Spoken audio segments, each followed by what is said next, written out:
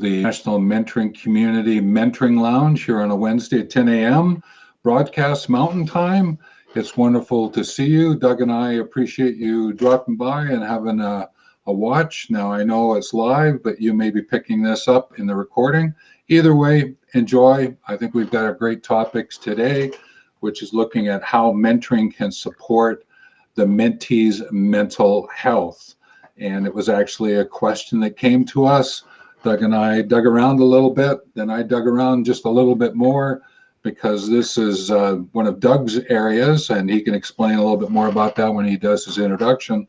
But I wanted to dig in and see if I could find statements that may be out there that might not quite be the truth, and or certain verbs we use and things like that. So I thought I would bring them to the foreground here when Doug and I have a chat. So it's going to be Doug's going to share a lot of his insights, and then I'm going to share some thoughts as well. So it's got broadly speaking, we've got 5 areas that we're going to take a look at. It's in this diagram here, and we'll be bringing it to the foreground once we get going. But like always, what we're going to do is just share a little bit about who we are, and then I think it might be helpful just to quickly go over the definition of mentoring that we use when we're dealing with the international mentoring community and when we do our certification work. So Doug, you want to just introduce yourself?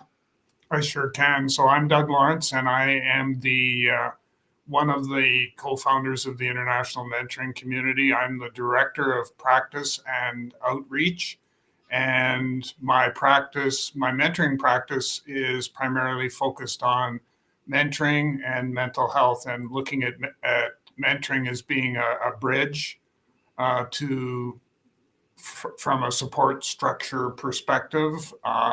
It's a bridge for the whole mental health support structure.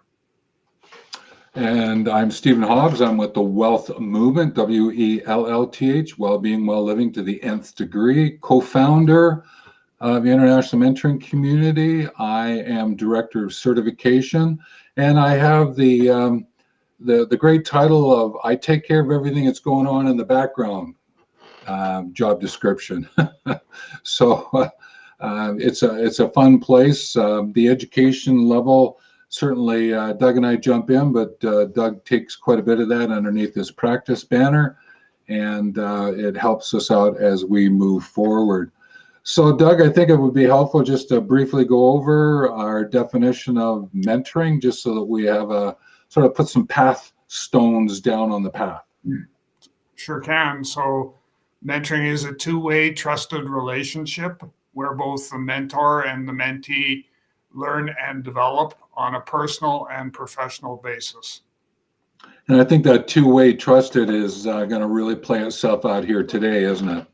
It sure is, most definitely. Yeah. So let's just sort of position where we are with today's broadcast. This definition that we just given you will sort of find its way back into the conversation that we're having here today. But someone actually wrote in, and I just want to get okay, here it is. I wanted to get their actual wording, and this is what they asked. Explain why mentoring is helpful to a mentee when dealing with mental health issues. And then we came up with, 5 ways mentoring can support the mentee's mental health. We tried to get it back into a video kind of title away from the question, but they're both the same kind of idea.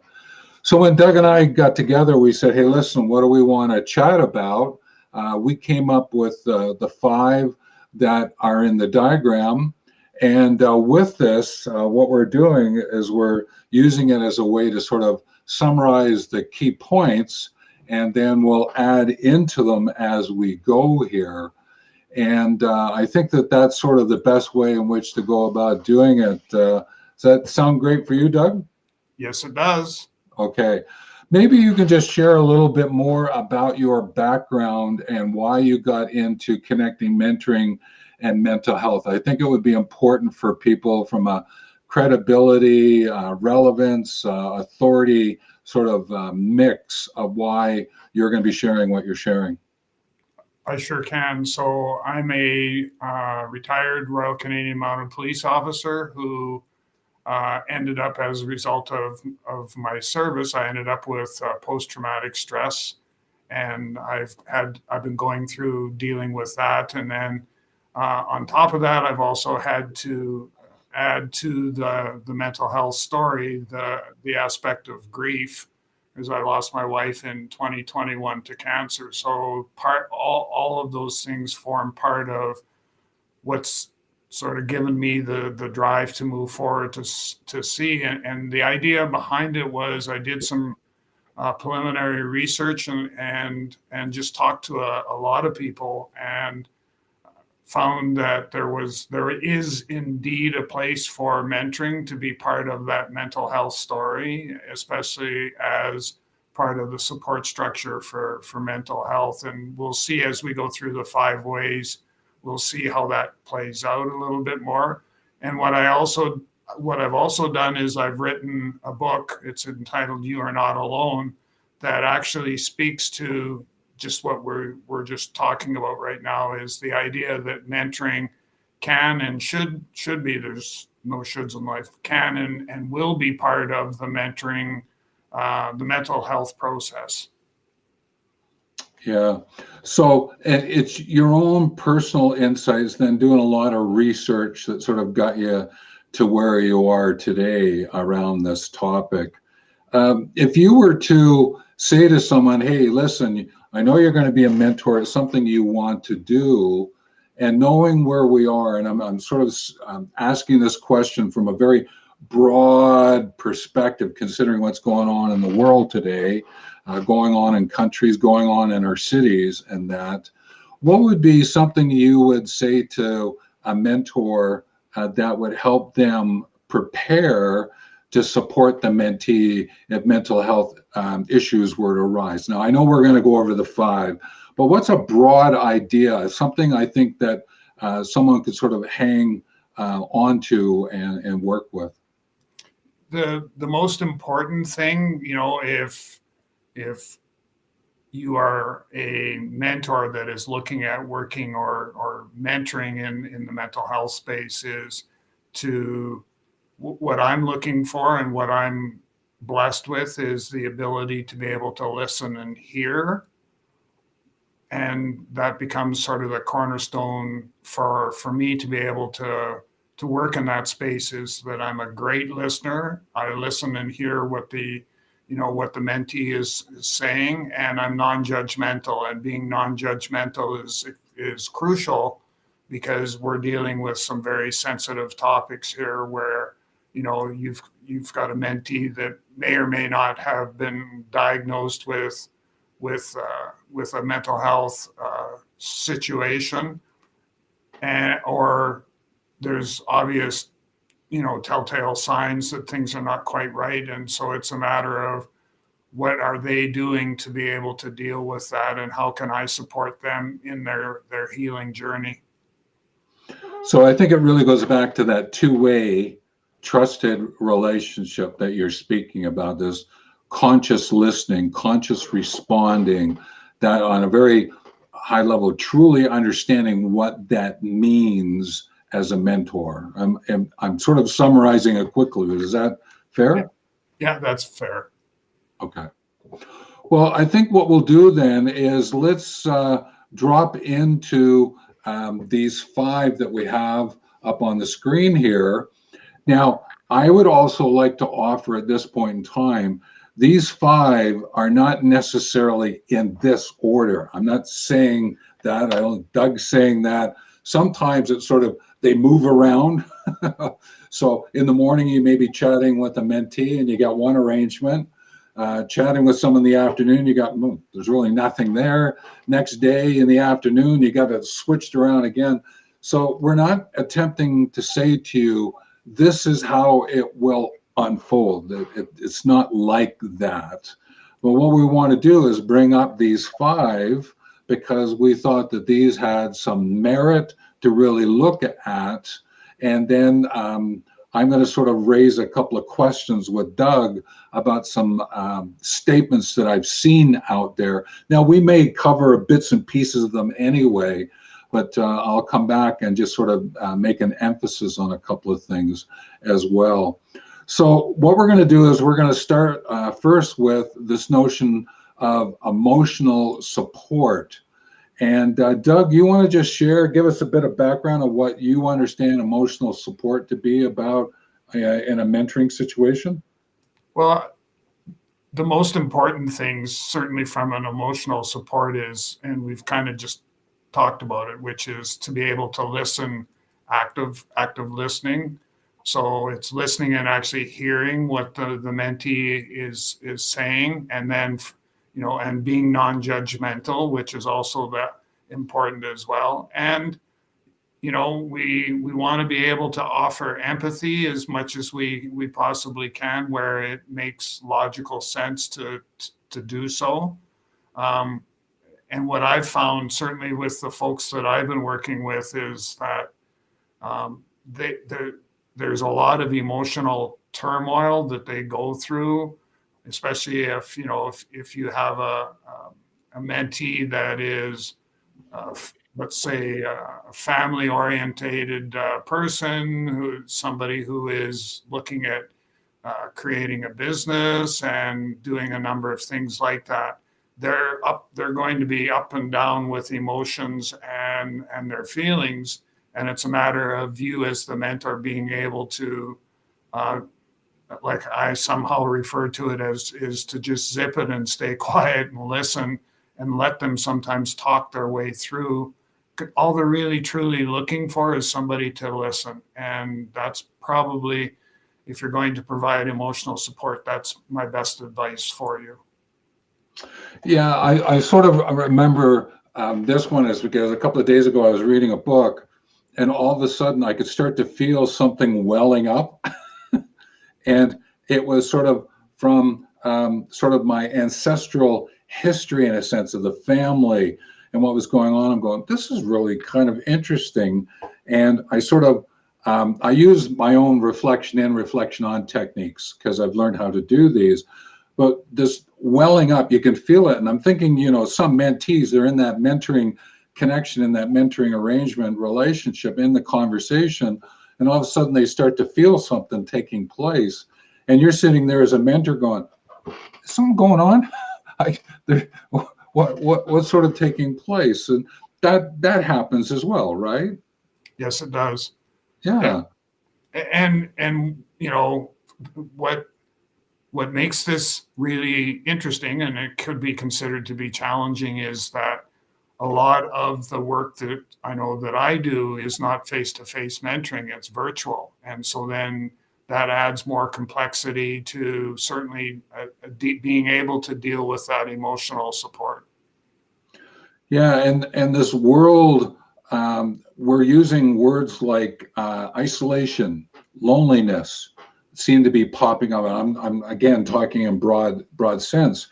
I've just found a new document that's been put out by in the States, and I can't remember. It's the head of the medical world of the United States, and it's not coming to my my tongue at the moment. But they just put out a new report on loneliness. It just came out, I think, literally yesterday or today. I haven't had a chance to grab a hold of it and read it, but loneliness and isolation, those words are gaining a lot of momentum in our vocabulary. Any thoughts about that one? Well, you've actually, I did some reading on that for another show that I was doing, and it was the aspect of being alone and actually and loneliness. And so looking at it through two different windows is, can you be alone and not be lonely? And so it was quite interesting going through that, and kind of looking at it from all those perspectives. I took a look at it from the aspect of, say, myself, with my wife having passed away, and so I'm alone physically. From a physical perspective, I'm alone. but am I experiencing loneliness? And so then, having to be able to talk your way through that. And you're going to have mentees who are struggling with the emotional side of having to, am I alone or lonely? And I've had a couple people that have actually that I do some work with that ask me that very same question is, I feel like I'm alone, or is it I'm lonely, and trying to go through and flesh out what those emotions actually mean. Yeah, I'm one. I will admit, I live a life where I'm alone, but I don't feel lonely. And I hear what you're saying is because that has been a life that I have found myself living. There are times, and then what I do is I reach out to someone and say, at minimum, hey, can we drop onto a, a conversation? I just need to see your face. Have a couple hours or even 10 minutes of conversation, and that sort of takes care of it. So I hear what you're saying. But I think what this does is that it leads into the next one, which is the sense of the coping skills. Because if we understand as a mentor, the mentee finds himself in a situation, how might the mentor, how might you or I help that mentee? That's helping them to develop coping skills. You want to take that one and expand on it a little bit? Yeah, I sure can. So the coping skills can be, a number of different modalities that you can be taking a look at. It can include things like mindfulness, relaxation exercises, meditation, cognitive behavior therapy strategies, uh, EMDR, which is eye desensitive EM. It doesn't matter. I can never remember what EMDR is, but it it's another modality. I've also, I've gone through what is it, induced after death communication. So there's a whole array of different coping skills, but I want us to bring this back to something that is more grounded, I guess. And by grounded, I mean it's something that I, as a mentor, can use to my advantage. And the biggest thing from a coping skills perspective is I tell the people that I work with is that you need to you need to come out of the closet and ask for help. And by doing so, you're going to reach out and you're going to say, I need help.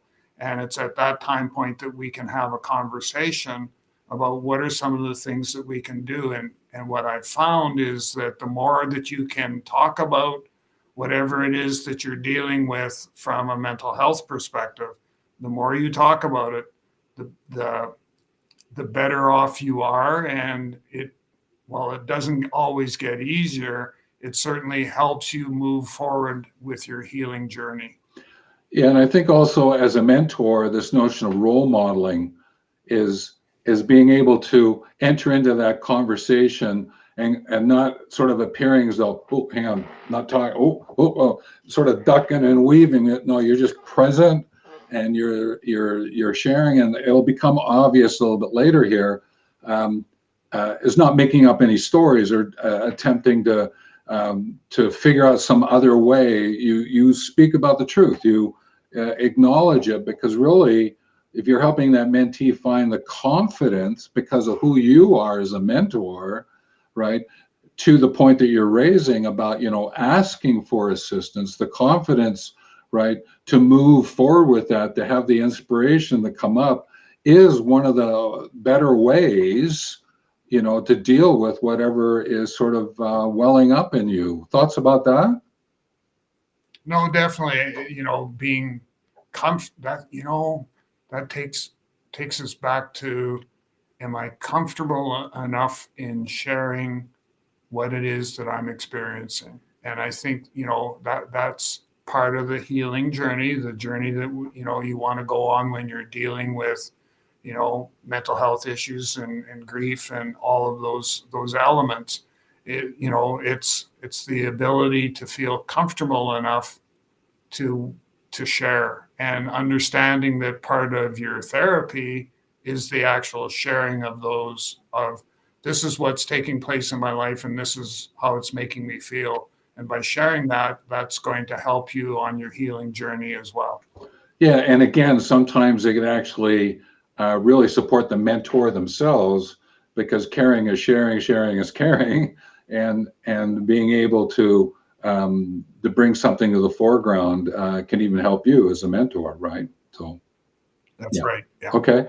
Well, why don't we take a look at the next one, and that's this notion. People use terms like goal setting. I'm one who likes outcome setting. That's personal to me, because even in the IMC, we talk about action outcomes, not action goals. It's action outcomes is sort of that sort of has a little bit of a longer play to it, and it has a little bit more, I will call informal rigor. You might, hang on a minute, how do those two work? Oh, right, I see. There's an informality to it, but at the same time, it's got enough of a boundedness that you can work with. So with this notion of the emotional support and the coping skills, to really use something like this goal setting or outcome setting is of value between the mentor and the mentee. Can you expand on any of that, or whatever that might lead you right now? For me, it's my approach is typically outcome based. And so it's understanding that for everything that we do, there is an outcome, and we mentor and the mentee, we need to decide what is it that we need to have in place today as an outcome, that is going to help move us further on that healing journey. Because when you start to shape things from a goal perspective, is that it's, I guess the best way for me to describe it is it becomes more organizational, more institutionalized, where we're trying to shape things in that sort of light. And I'm more comfortable, especially when I look at the body language of the mentee that I'm working with, when I talk about, okay, so if we approach things from this perspective, what might the outcome be, versus that may not be in alignment with the goals that we have set. So then it sort of muddies the waters, and it takes us away from from the aspect of, number one, how effective are we going to be at providing emotional support? And number two, the coping skills have now shifted from being something that is very personal to something that is now very much organizational, very much institutionalized, and that's not the path we want to take. So I think you're bringing up, and what I'm bringing up in an indirect way, so let's make it direct, is the notion that words matter. And when you're mentoring and as serving as a mentor, really paying attention to your words and the words the mentee is sharing with you. And let me just give you an example. Now, again, not everyone agrees with me, and that's okay. But I would like to sort of put it on the table. It's the connection between achievements and accomplishments. And when we're talking about goal outcome setting, is this notion of words like that. For me, I think of achievement as something that's personal. Accomplishment is I'm doing it with others. So I'm going to personally achieve this outcome, but to accomplishment, I'm going to need to work with some others in a very direct way. Because I wouldn't say that everything that you do, you achieve, you just do it by yourself. I'm not saying that, but there is more impetus that the achievement has more of the direction of who you are and what it is that you're unfolding. Accomplishment sort of has group, team, community, what other words you would like to bring into that. So when I'm sharing this notion of supporting the mentee, I will make sure that I'm using words like achievement, and if I have to, I'll define it. I attempt to stay away from things like accomplishment. And to your point, that's why I use outcome rather than goal. It's the language that we're using in terms of that emotional support, the coping skills, and then getting into this goal setting is so important. Any thoughts about that?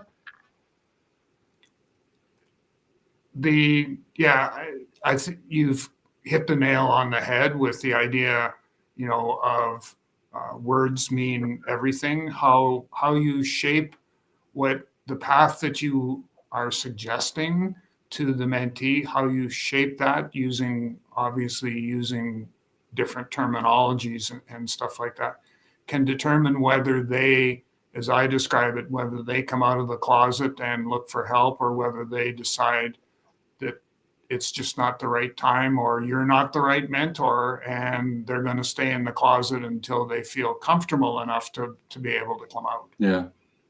Yeah, it's one that always rings for me. And often I'll say, define the terms and concepts.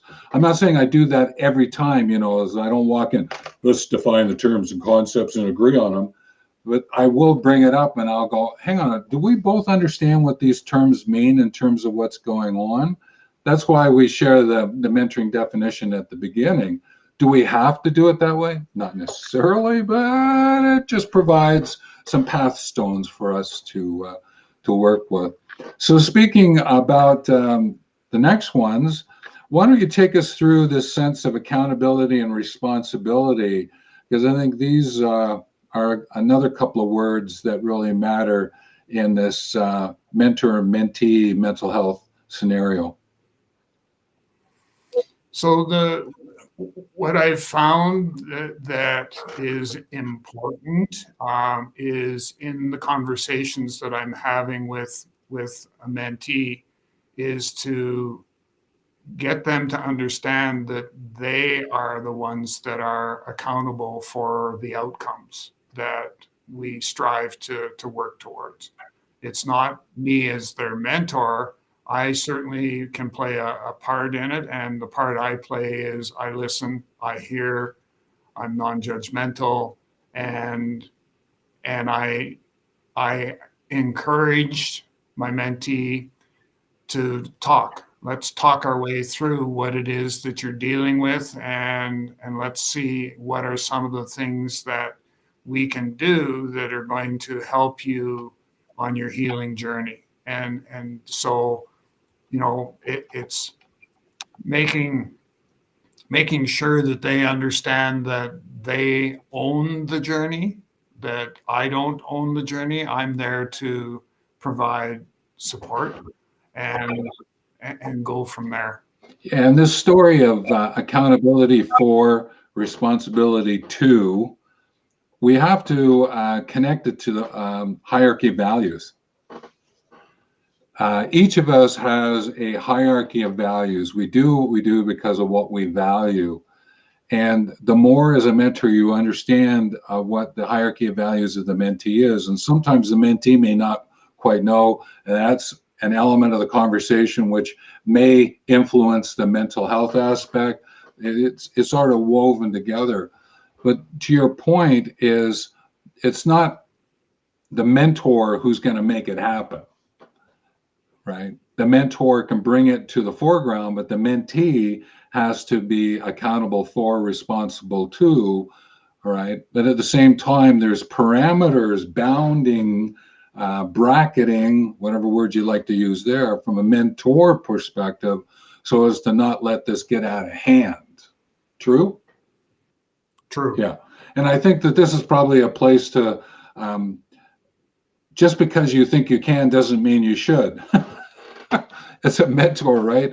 Well, I've gone through this situation, blah, blah, blah. I've gone through that situation, blah, blah, blah. I think what I'm going to do is I'm going to become a mentor and go out and help people. Bring it back here, bring it back, right? And Doug and I are forever saying, just because you can doesn't mean you should. right? Doug, you have probably amassed how many hours of mentoring and how many hours of learning about mental health at this point in time? Where are you with that? Overall, my mentoring, I think I've done about 3,200 hours of mentoring, right from, you know, different aspects of mentoring and that. And the mental health, oh gosh, probably, I don't know, 2,500 hours if I include, you know, preliminary research for my book and the actual fact that more and more now I am finding that every corner that I turn, there's somebody that needs help. And I'm finding that even in the entrepreneurial space, that's where I see a greater need for mentoring, because it's being an entrepreneur is not a easy journey, and people have to end up having to deal with, you know, anxiety, depression, stress, all of those things, and, you know, the potential for not being successful with their business kind of is looming and hanging over them. So, you know, there's lots of mental health issues there for sure. Yeah, and I think that what goes along with this, and this is one of the action outcomes as part of the certification, is to be able to understand the notion of feedback, feed forward, feed fromward, and this accountability, responsibility that you as a mentor bringing forward. You can provide feedback, which tends to be, well, this sort of happened in our conversation before. I want to bring it back into the conversation. Feed fromward is you're sort of thinking, okay, I want to share something I think that's going to influence the future, but feed forward is picking up on something right at the present, right now, to move that person forward. And it could be as much as to acknowledge the body language as one example. I'm noticing something here, or there's a feeling welling up on me, or I can see. That's feed forward. And to know when to use those is really important as part of this accountability responsibility as you as a mentor, but at the same time encouraging the mentee to pick up on that as well. Anything you want to add to that? No, you've covered that. Okay. So the next one that we'll go over, and I think this is one I'm just going to leave with you. Start sharing about referral to resources and see where we go with it, Doug. So this is an interesting one because it's so easy to get caught up in the trap of becoming the coach, becoming the therapist, becoming the psychologist, psychiatrist. It's so easy to get caught up in saying, well, I think that you would be better served by this person. And whether that's true or not, it's not your place to provide the diagnosis that that's exactly what needs to take place. And so what I typically suggest to people is when it comes to doing referrals, don't. But what you can do is get an understanding from a conversation with your mentee about whereabouts they are with their mental health support structure. What things do they have in place, and then maybe seek advice from somebody as to, from a professional, that I'm working with this particular mentee and I don't know what to do, but I think you might be the right person, and deal with it that way versus saying, okay, we're going to go make an appointment to see Dr. whoever, and that's where I'm sending you next. No, you're not. You're not supposed to be doing anything like that. Yeah, and I think that's, again, just because you think you can doesn't mean you should. Just because you watched a video on online and all of a sudden you go, well, I think that's what's going on. This is what I'm going to suggest to you. Whoa. Hey, bring that back as well. And that happens a lot, right? Because we do a lot of our own diagnosis and go to the doctor and say, I think I've got this. What do you think, doc? right? And sometimes it's helpful, but a lot of times it's not, because it can get kind of confusing and take you off on some directions. But at the same time, you've got to learn enough to know about what kind of conversation you're going to have walking into it as well. So, from your perspective as a mentor, what would be the overall insight that you would give to a mentor about the mentee and this notion of other resources? You may have hinted at it already, but I'd like you to sort of be a little bit, let's just be blunt about what is it that we're attempting to say to you, dear mentor, around the notion of accessing resources. Well, the big thing is, and what I typically say to people is that it's not my place as a mentor to diagnose or prescribe. It's my place to listen, hear, and be non-judgmental.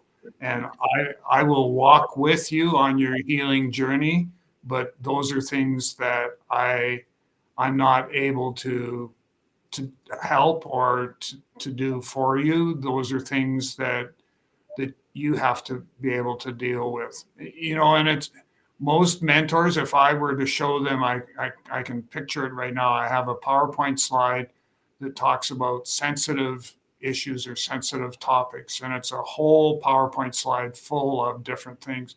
And when I'm presenting on mental health and I flash that up on the screen, people start to turtle right away because I'm not comfortable talking about that, or I'm not comfortable talking about that. And so once they start to understand what is involved in, being a mentor and being part of that support structure, a lot of them will step away or shy away from going down that path. Yeah, yeah. Oh, that's great. Okay, well, thanks for that. And I think that what we've done is we've sort of covered off the five, Doug. I think we've sort of gone through them. There was a couple of points I wanted to raise, and part of this came about because of other people making some kind of statements. Now, I'm not going to say that these are myths or right or totally taking things out for an incorrect spin or anything like that. But some people have said some things to me over the last couple of years, and I just want to sort of bring them to the surface and see what you got to say about them. Now, everyone listening in, Doug does not know I'm going to ask this part of it, because I'd like to just sort of, I don't want this to feels like it's any kind of scripted response or anything like that, right? So the first one is that mentoring is fully confidential. It's even more so than what a lawyer might do. So anytime you hear anything, it's totally kept between you. You can't share it with anyone else. Confidentiality is the end all be all. Any thoughts about that one? I would say that confidentiality is high on that priority list of things that need to be in place. Does it always happen that way? It depends. It's yeah. I guess my best way to answer that is yes.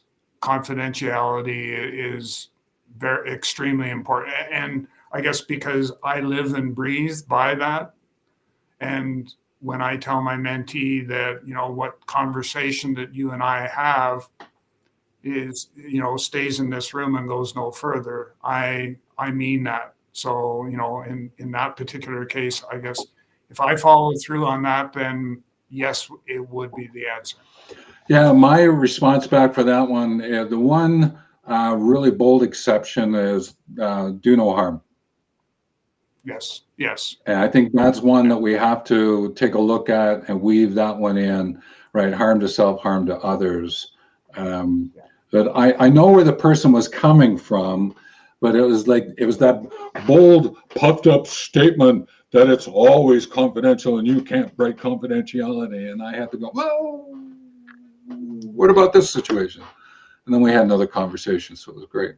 The next one that someone brought up, they says, make sure that when you're mentoring and you're bringing up a situation that you think is important, dive deep into your personal experience because that's what the mentee wants to hear, right? And make sure that you bring everything that you felt and feel and did to the surface so that mentee has everything to work with because that's what it means to bring truth and trust into the arrangement. Yes. And the more that I can provide to my mentee, the more successful they're going to be. And looking at this from a mental health perspective, is that they're going to be able to facilitate the outcomes that they're looking for because of that. Yeah, I'm still one of the ilk where I may not give every detail, but I'll give enough that you have a good sense of what that experience was about, right?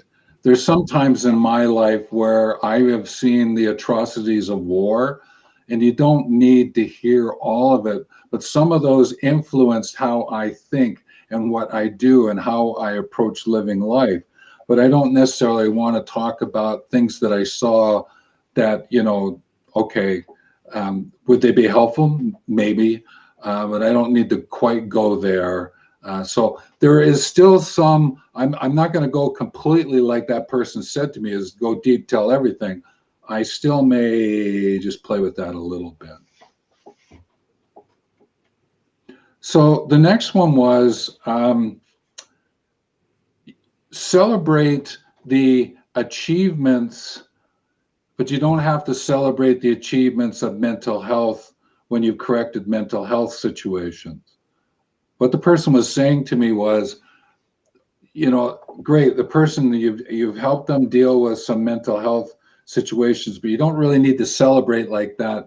Rather than celebrate, well, you got your work outcomes taken care of, and you achieved what you needed to achieve there. They were sort of making a distinction and celebrate one more and one less. Any thoughts on that one?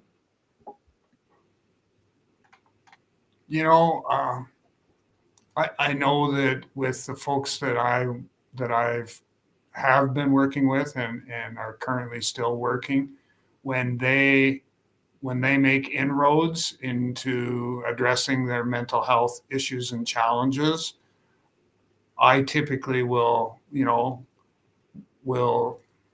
not congratulate, but I will acknowledge the time and effort that they've put into making the changes. And, from an outcome perspective, ask the question, so we've done a lot of work towards, achieving this outcome. Do you feel that you've reached that? Or do you feel comfortable that if I were to ask you that question, which I'm obviously I'm doing right at this particular time, is do you feel that you have moved forward a sufficient amount of time that we've addressed the outcome that we were searching for? Okay.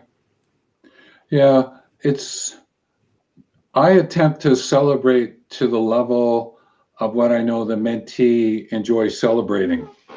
And I won't necessarily make a complete distinction, but I will back off the celebrating at the beginning. But as time goes by, well, there's some things that we need to do a little whoop up about there and really understand. And whoopee, yeah, this is great, and you're able to get through some things. But I temper it a little bit as I'm working forward. So. Here's the next one, and this one was a kind of an interesting one because I didn't pick up on it at the very beginning, right? And then I listened to the subtlety of what the person was saying to me, and they were saying, well, as a mentor, is that I encourage the person and I help them go meet someone who has something similar going on in their lives, right? And I went, okay, yeah, yeah. And then all of a sudden I went, whoa, hang on a minute. Any thoughts? I would definitely be getting permission from both parties for that to take place. I wouldn't just arbitrarily say, okay, let's go have a coffee and, oh, hi, by the way, guess who's joining us? And I would definitely be getting, um, I would be getting permission. And a good example, I'm part of a bereavement group right now. There's 4 of us in the group, and we have yet to bring anyone in to the group other than the 4 of us until such time as, we actually get permission from the entire group that this is going to be okay. Yeah, and that's where I sort of went with it, because at the first I was saying, oh yeah, that'd be great. That's a support structure that you can do. And then all of a sudden I went, I shook my head and went, hang on a minute. Did you just say that what about from this perspective? And then this conversation unfolded with them as well, right? So it was kind of an interesting point, right? So the next one was, a person said, one of the best ways to deal with anything that's mental health related is go out and exercise, go out and get involved, get your cardio up, get it going. And that's what I recommend to everyone, right? And I encourage my mentee to go out and do it. That's the best way in which to do it, because that's how I found out that it's the best way in which to do it. Any thoughts on that one? So when did you become a doctor? Like that one, we talk about mentoring, the two-way trusted relationship, and we talk about, that as a mentor, you listen, you hear, you're non-judgmental, and you don't prescribe, you don't, do any of those sorts of things. You don't, and so by suggesting, this is what I do, this is what makes me feel good, and you should go forth and do much the same sort of thing, I would not be comfortable with that. Yeah, I have to agree, because I enjoy walking with nature.